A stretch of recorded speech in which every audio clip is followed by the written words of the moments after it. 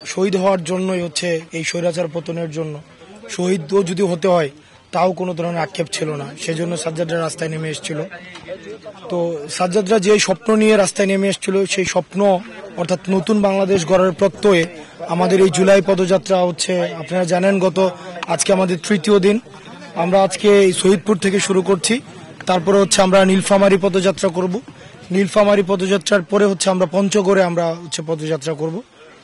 আজকের হচ্ছে আমরা পঞ্চগড়েই হচ্ছে আমাদের পদযাত্রা আমাদের সমাপ্ত হবে। তারপর হচ্ছে আবার আমাদের চতুর্থ দিনের কর্মসূচি আবার ঠাকুরগাঁও অভিমুখে আমাদের হচ্ছে শুরু হবে। সাজ্জাদের বাবাই বলছিলেন, সাজ্জাদ যখন রাস্তায় নেমে আসে, সাজ্জাদের বাবা কি জন্য তুমি রাস্তায় নেমে আসবা, এটা নতুন বাংলাদেশের জন্য। নতুন বাংলাদেশ তো শুধুমাত্র যে সরকার পরিবর্তন, বিষয়টা এমন না। অবশ্যই সরকার পরিবর্তন হবে, কিন্তু সরকার পরিবর্তনের পূর্বে আমাদের সিস্টেমের পরিবর্তন প্রয়োজন। যেগুলোর কারণে ফেসিস্ট উৎপাদন হয়, সে ফেসিস্ট উৎপাদনের প্রক্রিয়াগুলো আমাদের বন্ধ করতে হবে। সেজন্য আমাদের প্রশাসনের সংস্কার প্রয়োজন, আমাদের সংবিধানের পরিবর্তন প্রয়োজন।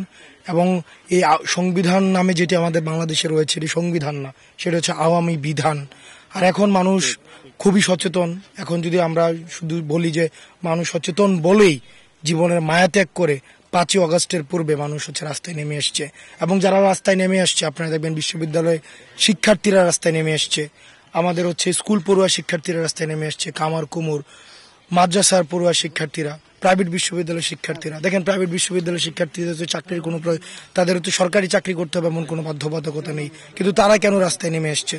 তারা এমন একটা বাংলাদেশ চায় যে বাংলাদেশটা আর কোনো ফেসিস্ট উৎপাদনের যত ধরনের পন্থা রয়েছে সেগুলো বন্ধ হয়ে যাবে। আমরা সাজ্জাদের বাবাদের প্রতি আমরা প্রতিজ্ঞাবদ্ধ। আমাদের সাজ্জাদের মৃত্যুর দায়ভার আমাদের উপরে রয়েছে। আমার সেগুলো হচ্ছে আমাদের এই দায়ভার, আমাদের দায়িত্বের মধ্যে দিয়ে সেগুলোকে পূরণ করতে হবে। এবং মানুষ সেটি শুধুমাত্র বুঝছেই বিষয়টি এমন না, বরং মানুষ আমাদের কাছে আবদার করছে, আমাদের কাছে দাবি করছে যে এই বিষয়গুলো হতে হবে, বিচার হতে হবে, সংস্কার হতে হবে। এবং সংস্কার এবং বিচারের মধ্য দিয়ে একটি গণতান্ত্রিক রূপান্তরের প্রয়োজন রয়েছে।